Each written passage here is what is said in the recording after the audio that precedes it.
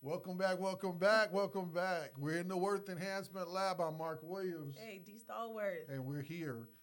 Today, we're going to get into like pretty deep subject, and on purpose, we can't talk about value without talking about things that have gone on in a woman's life that may have affected her value. And so, though this may not necessarily seem like it's for everyone, but I would encourage you to just listen, even if it's not a part of your background. Listen, so that maybe you can kind of comprehend maybe where someone else in your life and somebody that's went through some of the same or similar things has coming from when it comes to their attitude or their behavior or how they conduct themselves. So today, what are we discussing? Oh, molestation, Molestation and wow, trauma.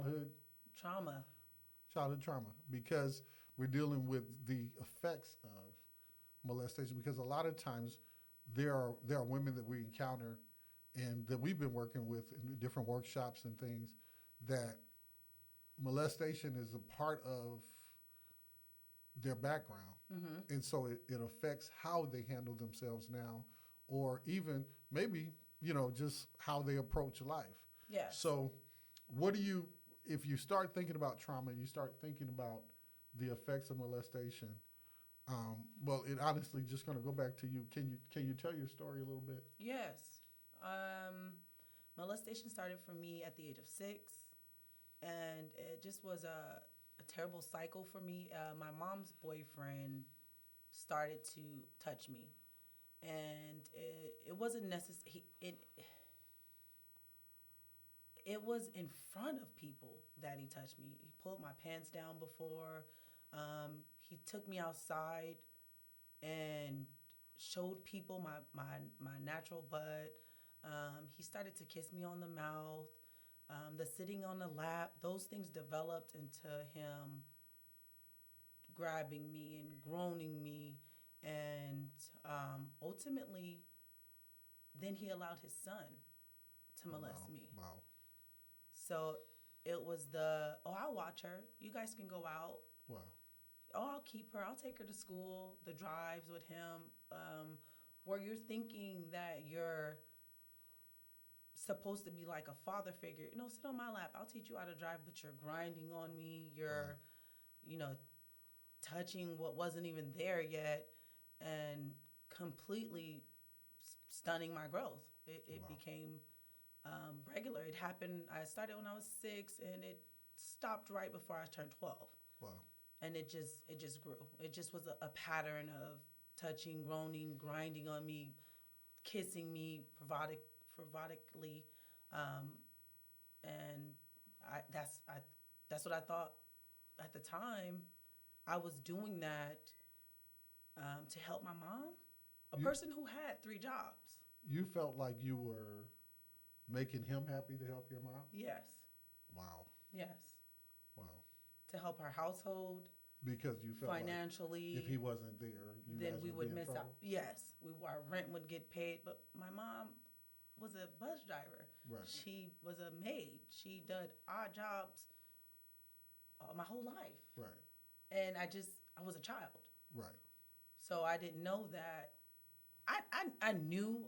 Okay, so after a while, I knew like, hey, something's not right here. So what age was this? This was coming up, so I said it stopped around like before 12, but around 7 or 8, Okay, I started to use the molestation. okay, So now to touch me, you have to, and this is a 7-year old, you have to get my hair done. You have to buy me new shoes. okay, You have to pay for my friends to go skating. right, You have to throw me a party. I right, started to use it. So you touch me, you pay for it. right. But at 7, you wouldn't even realize that you were taught that. Definitely didn't know I was taught that at 7. So you think you're using it, but in fact, Yeah. you're getting used. Yes, I am. Because at 7, you don't realize he taught you that. Yes. Yes. So it's almost like, be nice, I'll give you this candy. Be Right. nice, I'll give you. So, okay, yeah, you can do that, but Yeah, so it was just a terrible cycle. So not only did them to do it, then I started to allow cousins to do it, blood okay, cousins right, to do it. It was like this whole playing house thing. Right. You know, Right. I'm the mom. I was always the mom, Right. and there always was a dad. And sometimes I had girl cousins molest me, Wow. and it starts to go further. At first, it started just with clothes on, Uh-huh. or just groping or grinding. But then it's like, okay, now it's getting deeper to where um, I can remember now as a grown adult where my husband wasn't allowed to. I don't know how to say it properly. It like physically touched me with his fingers Okay. because that's how I was molested, Right. just over and over again. So now something that is in fact natural Right. between a married woman and her Yes. husband Yes. is taboo Yes. And it's a trauma, and it was like, uncomfortable. don't touch me, Right. and it yes. Right. So it became a whole cycle of my life. So after 12, it just kept growing. I think I was not the victim anymore because I started to victimize. Right. But in truth, Mm-hmm. at 12, Yes.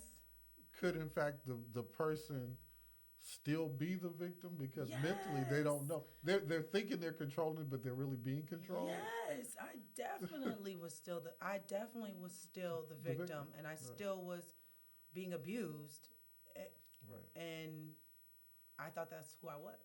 Right. I think I told you the first time I talked to God and I believed in God was because I said, God, I'm sorry.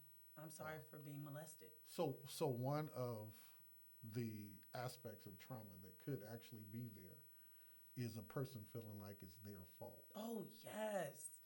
Yeah, why did I put myself in that situation? Why did I go? Uh, Why didn't I tell? right. I ultimately didn't tell till I was 18 years old. Wow. Wow. And that hurt my family so much.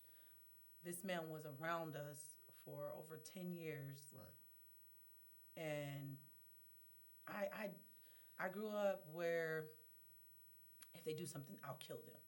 Right. So I couldn't. I had so much weight on me as a child. Mm-hmm. I didn't want him to get hurt. Right. I didn't want people to know that that's what was happening to me. Right. You know, I didn't want my mom to be embarrassed. Come on. And think about the weight, Oh, that kind of weight on a 12-year-old, yes. on a child that's still supposed to be able to play with dolls Come and on. still supposed to be able to just be a kid. And actually did. At that time, I had a niece was born. Uh-huh. So I was balancing an adult life Uh-huh. under so much trauma, Right.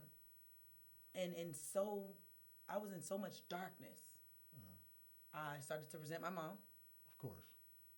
and Because you felt like you were doing it for her. yes, and I ultimately blamed her for how could you not know? Oh, wow. I think that's very common. Right. I think it's very common because most kids would think she sees this. Yeah, you see the change in me. Right. But what about, even further, what about, and please don't lose where you're Yes. at in your story. Yes. Think about the young women whose mom did know. Oh my. Oh my. So they're, do you understand? I And totally. the mom knew. I've So the child becomes a casualty yes. in this relationship. Yes, where she's actually selling her. Right. Exactly. Yes. Exactly. Yes. I've been around women, and they said, "Well, my mom put me in the room with him." Exactly. And we would think that that's some kind of Tyler Perry movie or Yes. something. No, The it's real life. reality of it is it does happen. Yeah, it's real life. I didn't been at the drug house with my mom.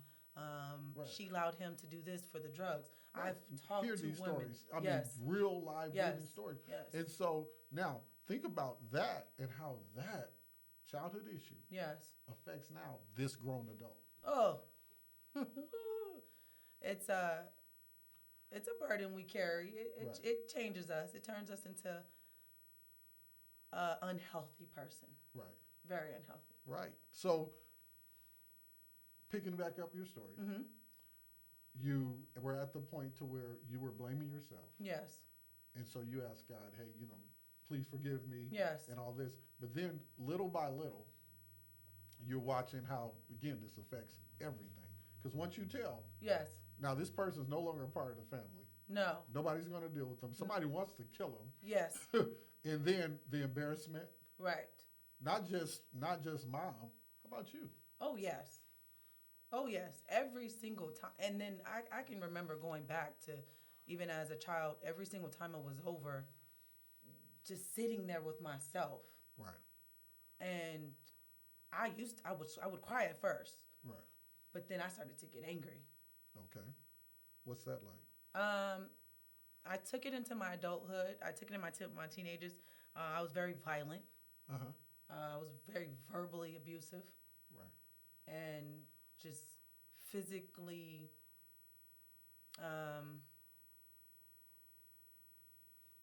physically unhealthy.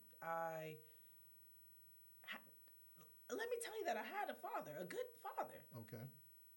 So I wasn't searching For men. for men. Right.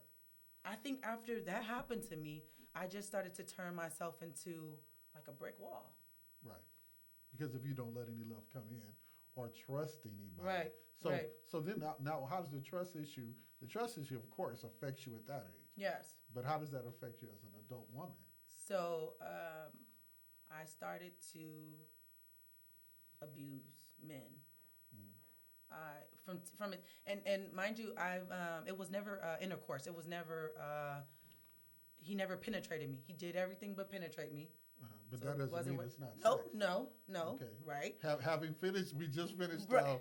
mandated reporter class. Okay. And just because you're not penetrated Right. does not mean you weren't sexually violated. Right. Because sexual violation has to do with your mind. Yes. Anybody shows you or exposes you to anything sexual, it's a violation. So that I said that to say that I was a virgin Wow. for a long time, where people looked at me like fast, Of course. a hoe. I was spoken to have a lot of kids. You're going to have a lot of kids? Yes. Because you're a fast tail. Yes. That's what we call Yes. you, right? I'm gonna have a lot of kids. I'm gonna be uneducated. Wow. I'm not gonna be anything. Can I ask you, Yes. did it affect you? That Come on. affected me. By the time you were 18, 19, did that affect you? Oh, it affected me tremendously. My self-esteem was, you couldn't tell, but it was so low. Why couldn't we tell? Cause I put on this persona like everything was okay, and Were you good at it? professional. Professional. But and so the reason why I'm slowing down is because I'm sure there's a lot more professionals out there. Oh. Oof. More statistically, the numbers of how many people are molested, and children are molested in our country, is high. My goodness. High. I mean, more than years ago when I was a young guy, and I deal with a lot of church situations and community situations. Yes. Near about one out of every 5 women that I knew had been molested. Oh my.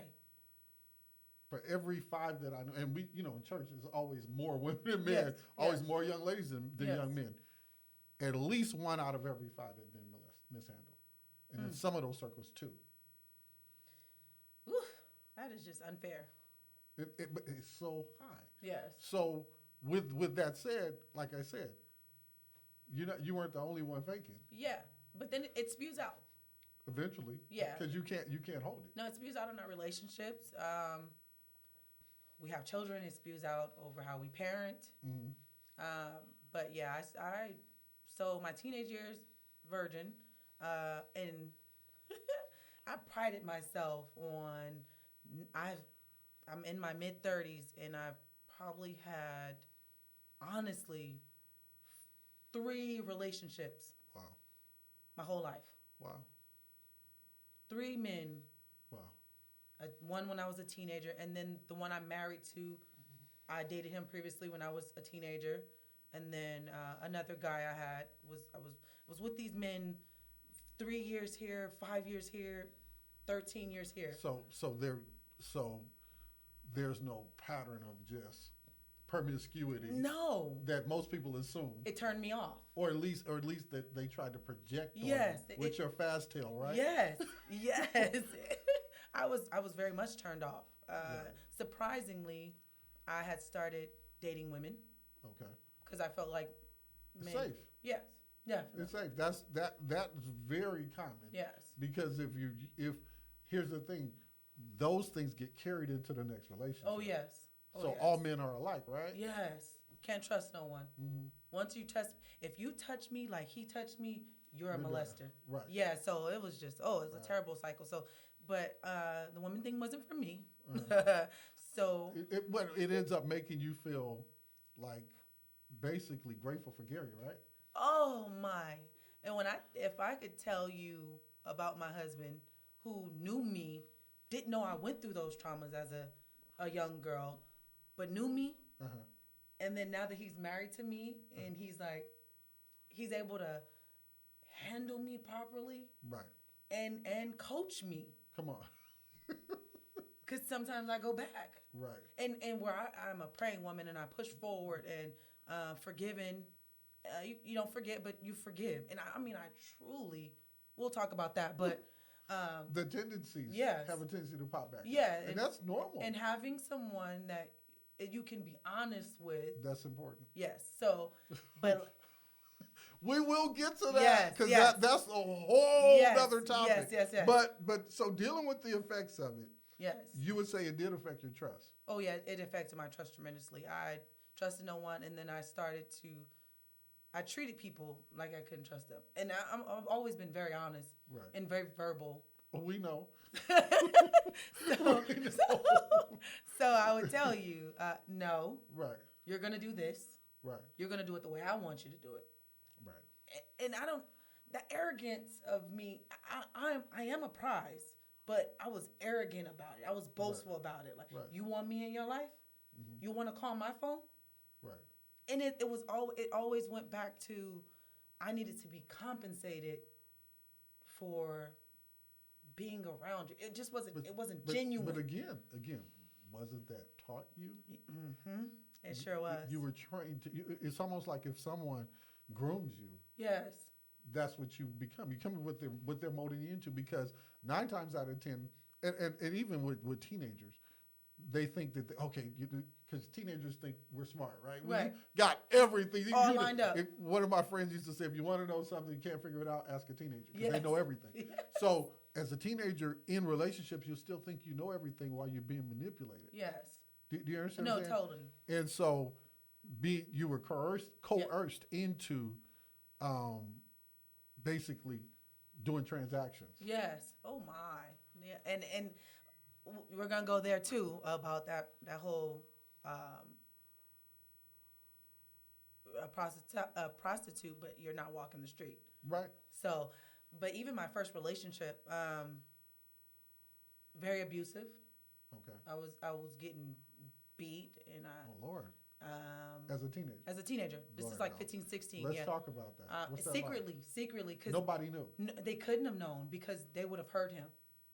Okay. And when they started to speculate, then I started to come out of it. Right. But they Very calculating teenager. They would have hurt him. Yes. So here we go again. Protecting. We're protecting the abuser. Yeah, my whole life. Come on. Up until a certain point. Come on. Yes. Yes. Feel that place of freedom. Ooh. And we'll get to that. Yeah, but yeah, I didn't want him to be hurt. I didn't want him. Of course, not of course, because not everyone has game bangers in their family. Right. But I did. Right. So I didn't want But him to you be don't hurt. have to be a gangbanger to hurt anybody. Yeah, which is, but that's the mentality I had. You do not have to be a gangbanger. I love it. To get with And somebody. that's a fact. That is a for sure fact. Yeah. So he was abusive, very, very verbal, very physically abusive, and then I started. I hadn't even told. I wrote this down before. I started to take his punches, and so then I started to beat him. Okay. So I've had enough of this. Yeah. So now I'm Now getting that it back. yeah, that don't hurt no more. Right. That's what you're gonna do. Right. So yeah, now I'm beating him. I'm slashing tires. I am hitting him with items. Right. And so all of this abuse eventually Mm-hmm. turns into anger. Oh, it was already there. The anger was already there. So now it's manifested anger. Though. Yes. It's not just in there. Yes. Now you get to see it. Yes. Everyone's going to hear it and see it. And then how healthy is this? It wasn't healthy. For a teenager. It wasn't healthy. I was very verbal to my mom. She had no clue where it was coming from. She was catching what was being basically put into you by this abuse. Right. Starting with, blaming her. Of course. Blaming her. She had no clue. I never even said not one time, your boyfriend molested me. Right. Up until 18. And he's way out the picture. At this time, I don't even know if he's alive. Right. Nine times out of 10, the boyfriend almost becomes a second dad. Supposed to. Yeah. In some cases. Yeah. In some cases. And so you end up basically trying to be okay with this person, because they're not always a monster. Right. Right. So what it does is those times where the victimization is going on, you kind of push those back while we're over eating ice cream or while trying to be nice to me or. Well, with me, once I started to speak on it to him, because at first I just was like letting it happen and just being complete. But once I started to tell him, like, you're touching me. Right. Like, you have no business doing this. Once I started to say those things. At what age? That was around, so I said, 8, 9. Yeah, because around 10, it was more so like, if you say the wrong thing, you're in trouble. And I'm threatening him. Right. And then how healthy could that be? It was not healthy. Going to elementary school, being victimized, I felt like I was always an adult. Of course. Because you're being handled like that. Yes, I felt like I was always an adult. Come on. So I never embraced my youth the way I thought I should. Slow down and talk about that. So, and that's just being that professional disguise I had on. So, yeah, I played sports and I was in all the dance classes. But right after that was done, it was like a light switch. Boom. Here go that adult again. Right. Here I'm making the adult decisions. Right. I'm speaking like an adult. I cussed I was cussing since 6 years old. Okay. And I have a 9-year-old now. Uh-huh. So I can't even imagine what that was like. Oh, and you don't, and when I see, so I have these children, I have 2 children, and when I see them grow up and they hit those stages of 6, 7, 8, 9, I was so traumatized. Right.